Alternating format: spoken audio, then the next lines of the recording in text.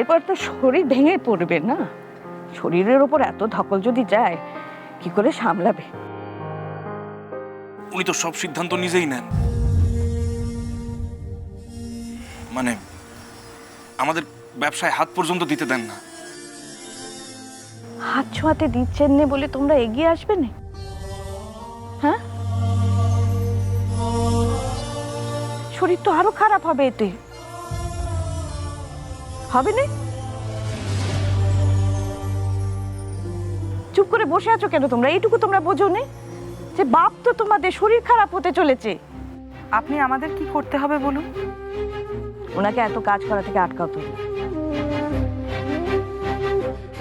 আমরা তো কতবার বলেছি মা, উনি শোনেন কই? বাবা বাড়িতে বসে আমাদের বুদ্ধি দিলে আমরা তো বাকিটা সামলে নিতে পারবো।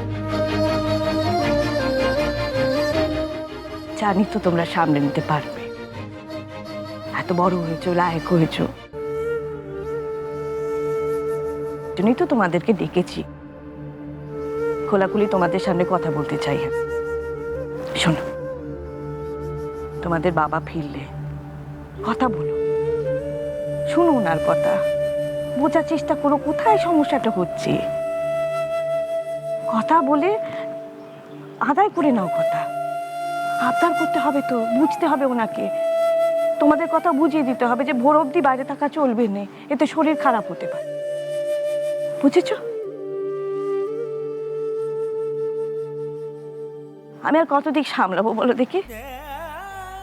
আর পারছি না। গুরুজির কথা শোনেননি, আমার কথা শোনেননি, তোমাদেরও কথা যদি না শুনে তাহলে কথা বলো। কেমন?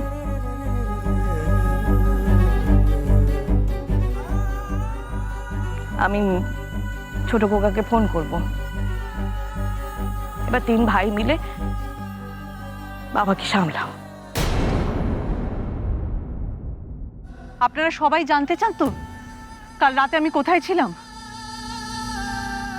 কাল রাতে আমি মা মনসার ঢিপির সন্ধানে গেছিলাম।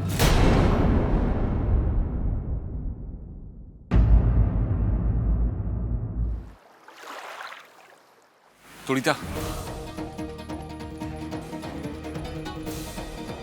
তুমি এসেছো এখন আমার বিচার করবে? এতগুলো লোককে নিয়ে এসেছো। কাল রাতে আশ্রমে গিয়ে যে নাটকটা করেছিলে সেই কথা সবাইকে বলবো? এই লোকটা একটা লোককে মিথ্যে রুগী সাজিয়ে আমাদের আশ্রমে নিয়ে এসেছিল সাপে কেটেছে বলে। সেটা অন্যায় নয়? আর এখন তুমি আমাদের বিচার করবে? বলো। মিথ্যে রোগী হবে কেন? হ্যাঁ, আরে ওকে তো সত্যি একদম বাজে কথা বলবে না। মিথ্যে রুগী নয়? যদি মিথ্যে রুগী না হয়ে থাকে তাহলে আশ্রম থেকে পালিয়ে গেল কেন? তোমরাই বা কেন পালিয়ে গেলে? সব কথাই লোকগুলোকে বলবো?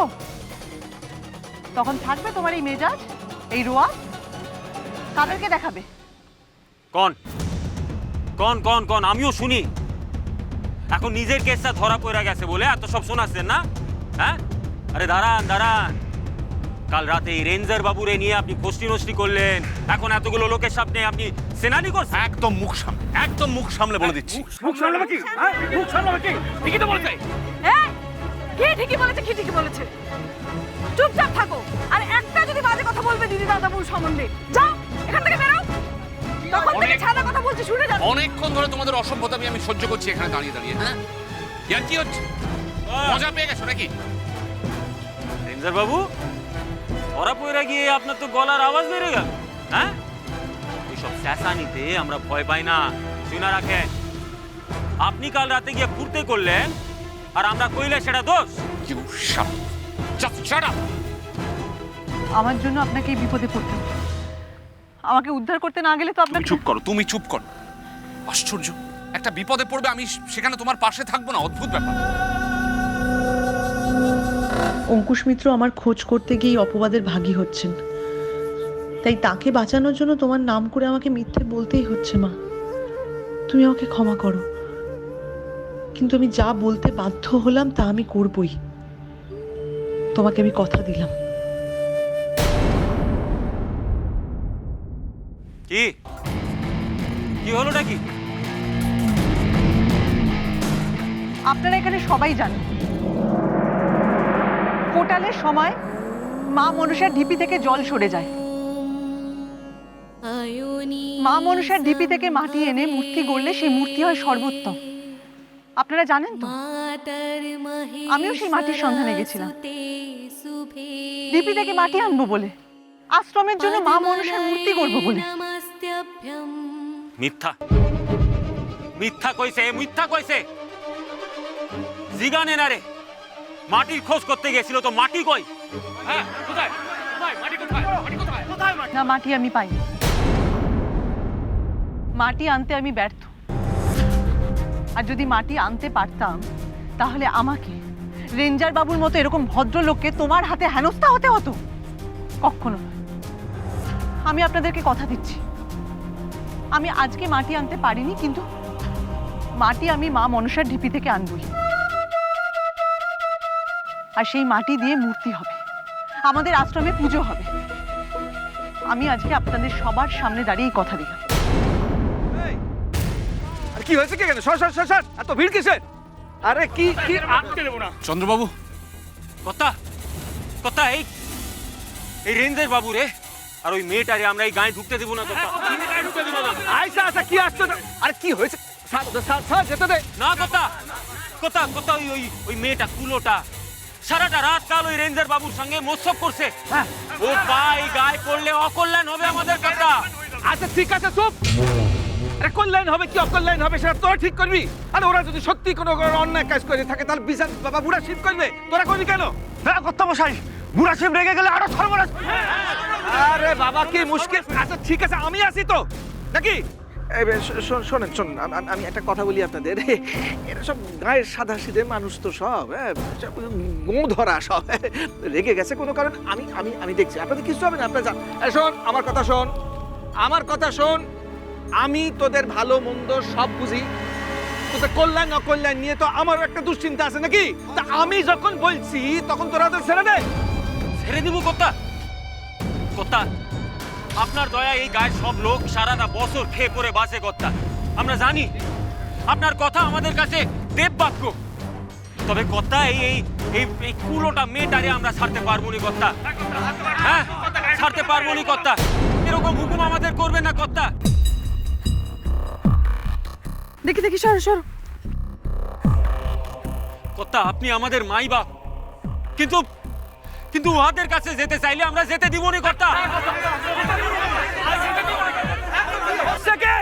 আরে শোন আমার কথা, চেঁচাচ্ছে তখন থেকে। আচ্ছা ঠিক আছে, আমি যদি তর্কের খাতিরে ধরেও নিজে ওরা অন্যায় করেছে, আচ্ছা করেছে অন্যায়, আরে তাইলেও তো একটা শোধরাবার সুযোগ ওদের দিতে হবে নাকি? আরে এতদিন এই গ্রামে যা যা গন্ডগোল হয়েছে, অকল্যাণ হয়েছে, সেসবের বিচার কে করেছে? মহেশ্বরজি করেছে, মহেশ্বরজি। এই যাও তো, কেউ মহেশ্বরজিরে ডেকে নিয়ে আসো। বলো আমি বলেছি, ওনারে অনুরোধ করেছি উনি যাতে বাবা বুড়া শিবের মন্দির একবার আসেন। যাও বাপ। মাফ করে দেবেন, কিছু তো করার নাই। একবার তো আপনার দিকে দুজনেরই একবার যেতে হবে বুড়া শিবের মন্দির। চন্দ্রবাবু আমরা কিন্তু কোনো অন্যায়। আমি জানি। ঠিক আছে চলুন।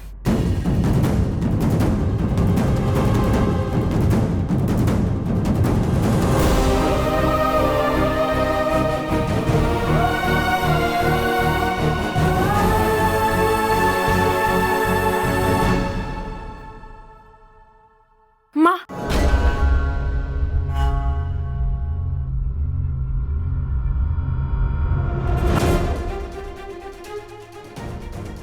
মা শিগগির মন্দিরে চলো। কি হয়েছে? তুমি চলো না আগে।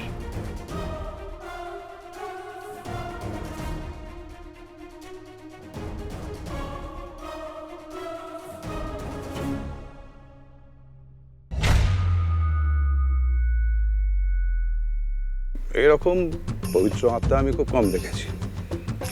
আপনার কাছে আমার একটা অনুরোধ ছিল, এরকম পবিত্র আত্মাকে কোনো সামান্য কাজে না লাগিয়ে একটু মহৎ কাজে লাগান। এই সুন্দরগড়ের প্রত্যেকটা মানুষের আমি মা হয়ে দেখাবো, মায়ের মতো মা হয়ে আমি দেখাবো।